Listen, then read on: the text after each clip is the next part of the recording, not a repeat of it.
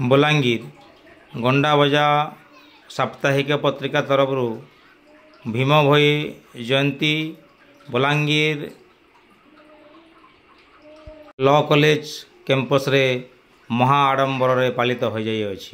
यही अवसर आसंतु लिंगराज आजाद सामाजिक कर्मी अभिभाषण शुणा एवं मो जीवन पछे नरके पड़ी थाओ जगत उद्धार हेउ।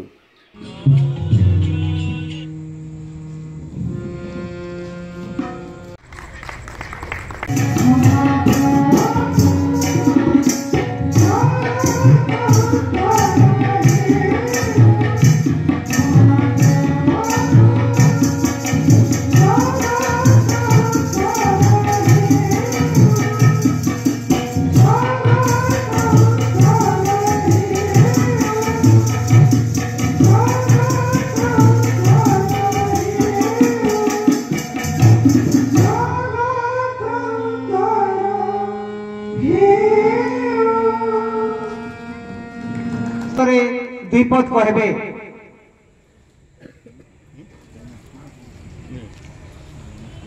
समस्त को शुभेच्छा। आज जेन गोटे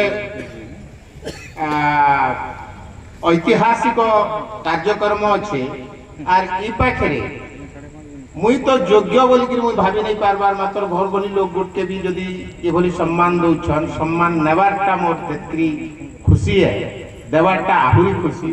मुई नंद बाबू के भी कही जदि यार अन्य क्या जब बाछुछन मोर हाथ में जदि मुई दे देती बोले आहुरी भल हेता बोलिक भी कही। तथापि मते रिक्वेस्ट कले नहीं गोटे प्रथम करी आमे देवार लगी चाहूँ से भली प्रतिभाशाली व्यक्ति हिसाब से आपन को बाछीछु आपन ही दया कर समय देवे बोलिक कही जो मुई आसली।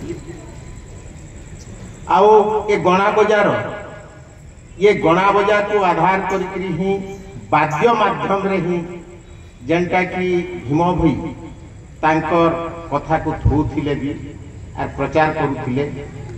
भीम भोई के आमे जदि मने पकामा तांकर उर्ध को गला बेल के मते मने पड़सी बुद्धर कथा।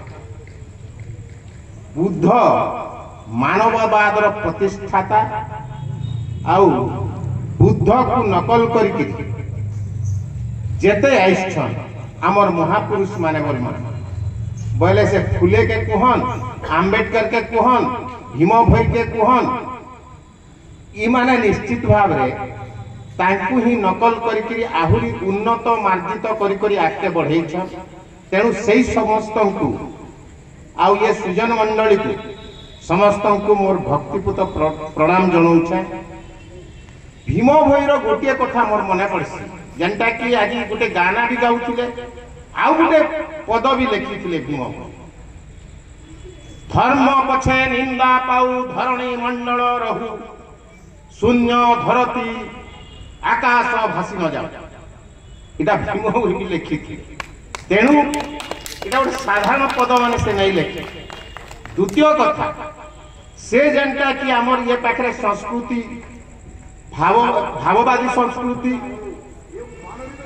वैदिक संस्कृति आध्यात्मिक संस्कृति यही संस्कृति माने रही।